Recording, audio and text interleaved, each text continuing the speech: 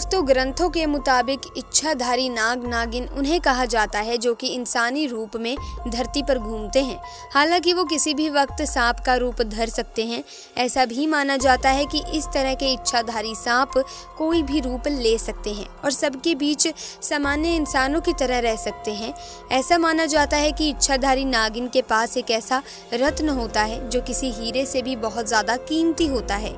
इस रत्न को नागमणि के रूप में पहचाना जाता है। जिस भी नाग नागिन के पास नागमणि हो उसे बहुत ही शक्तिशाली माना जाता है और वो जिंदगी भर उसकी रक्षा करते हैं।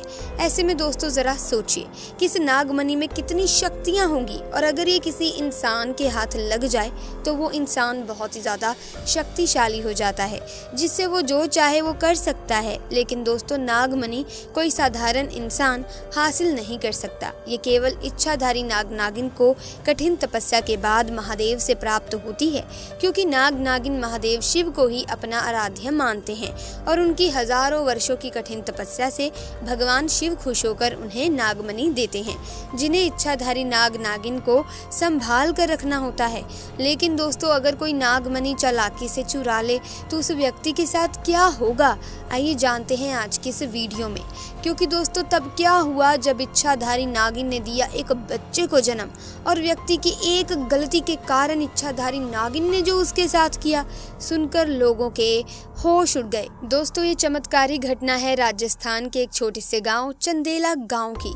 दरअसल ये घटना घटित हुई चंदेला गांव के मुखिया और वहां के सबसे धनी इंसान विकास जी के साथ। विकास करीब आज से 5 साल पहले एक साधारण एवं गरीब व्यक्ति का जीवन व्यतीत करते आ रहे थे। वो अक्सर जंगल में अपनी बकरियां चराने जाया करते थे। एक दिन बकरी चराते चराते वो जंगल के थोड़ा अंदर निकल गए। उसी जंगल में एक इच्छाधारी नागिन अपने नाग के साथ एक विशाल पेड़ के पास रहा करती थी। वो नागिन गर्भवती थी। शाम का वक्त था और विकास जब उस पेड़ के पास से गुजरा तो उसे वहां एक तेज चमकती चीज दिखाई दी, परंतु साथ ही वो दोनों नाग नागिन भी वहीं थे। उन्हें देख वो थोड़ा सा डर गया और तुरंत ही वहां से जल्दी से घर की ओर भागा। विकास इतना घबराया हुआ था कि उस समय तो उसने पीछे मुड़कर तक नहीं देखा, परंतु उस रात उसके ध्यान में वो चीज जो चमक रही थी वो बार बार आ रही थी। वो इतना तो समझ गया था कि वो हो ना हो बहुत ही मूल्यवान चीज थी और अगर वो मुझे मिल गई तो मैं भी धनवान हो जाऊंगा। परंतु सबसे बड़ी मुसीबत थी वो दोनों नाग नागिन। अगले दिन वो वापस जंगल उसी पेड़ वाले स्थान पर गया और कुछ दूर खड़े रहकर छिपकर उस पेड़ के पास रह रहे नाग नागिन को देखने लगा। कुछ देर देखने के बाद उसने ध्यान दिया कि नागिन तो गर्भवती है। वो उस रात घर आकर सोचने लगा कि ये अच्छा मौका होगा जब नागिन अपने बच्चे को जन्म देगी, तभी वो नागमणि चोरी कर लेगा, क्योंकि उस समय नागिन कमजोर होगी। बस नाग को मारना होगा। दोस्तों कहते हैं कि अगर किसी नाग के मुंह की तरफ गोबर मार दिया जाए तो वो अपना होश खो बैठता है। अब विकास हर रोज गोबर लेकर उस विशाल पेड़ के पास छुपकर सही मौके का इंतजार करने लगा। एक दिन वो मौका भी आया जब नागिन अपने बच्चे को जन्म देने वाली थी। तभी चुपके से विकास ने नाग के मुंह पर तेजी से गोबर मारा और फिर एक बड़ा पत्थर उठाकर नाग को मार डाला। फिर उसने नागिन और उसके बच्चे को भी मार डाला और उस मणि को उठाकर जल्दी से घर की तरफ निकल पड़ा। परंतु उधर नागिन किसी तरह बच गई थी और बस बेहोश पड़ी थी।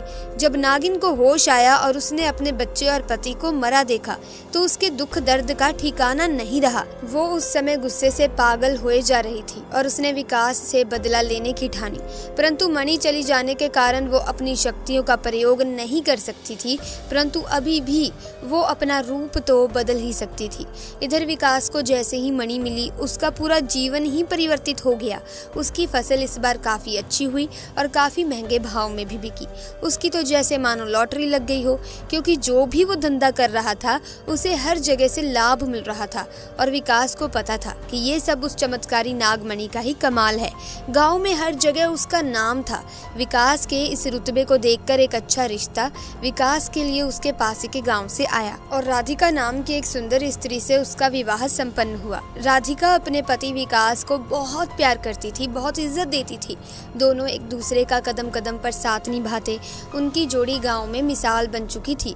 उधर नागिन भी एक पुरुष का रूप धारण कर मानव नाम से विकास के यहाँ उसका मुंशी बन गया और विकास का विश्वास जीतने लगा। विकास भी मानव के व्यवहार और वफादारी को देख उसे अपना भाई समान ही मानने लगा।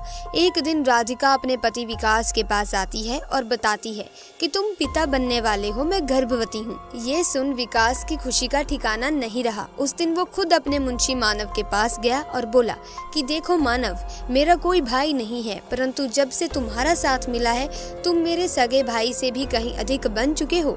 आज मैं बहुत खुश हूँ, इसीलिए आज मैं अपनी पत्नी और तुम्हें एक खास जगह ले जाना चाहता हूँ, क्योंकि मेरा इस दुनिया में तुम लोगों के सिवा कोई नहीं है। और वो अपनी पत्नी और मानव को कार में बैठाकर गांव के कोने में ले जाकर कार एक छोटी सी कुटिया के सामने रोकता है और बताता है कि जब वो छोटा था तब इसी कुटिया में उसकी माँ की जान उसे जन्म देते ही चली गई थी। उसके पिता तो पहले ही गुजर चुके थे। तब एक बूढ़े बाबा ने उसकी माँ को वहीं दफन कर दिया था और विकास को उसी बूढ़े बाबा ने पाला था। विकास बताता है कि जब भी उसके साथ कोई बुरी घटना होती है या वो बहुत ज़्यादा दुखी होता है तो बस वो इसी कुटिया के पास चला आता है। यहाँ उसे एक अनोखा सुकून मिलता है। विकास आगे बताता है कि आज तुम दोनों को मैं इसीलिए यहाँ लाया हूँ क्योंकि तुम दोनों अब मेरी ज़िंदगी का एक अहम हिस्सा बन चुके हो। दोस्तों, ये सुन सभी की आंखों में पानी भर आता है। कुछ देर रुकने के बाद जब वे वापस पहाड़ी से होते हुए घर को जाते हैं तो अचानक उनकी गाड़ी पहाड़ी पर एक बड़े पत्थर से टकराती है। गाड़ी को जोर का झटका लगता है जिसके कारण विकास तो कार में ही फंसा रहता है, परंतु उसकी पत्नी राधिका पहाड़ से नीचे गिर एक पेड़ पर अटक जाती है और उस पेड़ के ठीक नीचे बहुत गहरी खाई थी। दोस्तों, वो रात कार्तिक पूर्णिमा की ही थी। मानव अपनी शक्तियां पाकर पुनः नागिन रूप धारण कर लेता है। विकास मानव को देखकर चौंक जाता है क्योंकि मानव अब नागिन में पुनः बदल गया था। वो नागिन विकास को बताती है कि कैसे ठीक इसी तरह वो भी स्थिति में फंसी थी जब विकास ने उसका पूरा घर संसार लूट लिया था, उसके पति और बच्चे को मारकर, और आज मेरे पास बदला लेने का एक अच्छा मौका है। विकास घायल गाड़ी में फंसा हुआ था। रो रो कर नागिन को बोलता है कि भले मेरी जान ले ले परंतु मेरी पत्नी गर्भवती है, उसे छोड़ दे। परंतु तभी उस नागिन को अपनी वही स्थिति याद आती है कि क्या होता है जब कोई अपना छिन जाता है। ये जिंदगी का सबसे बड़ा दुख होता है। नागिन ने विकास का उसकी पत्नी के प्रति सच्चा प्यार देख उसे माफ कर दिया और उसकी पत्नी को उस पेड़ से निकाल बचा लिया तथा दोनों को हॉस्पिटल छोड़ खुद वापस जंगल में उसी विशाल पेड़ के पास चली गई।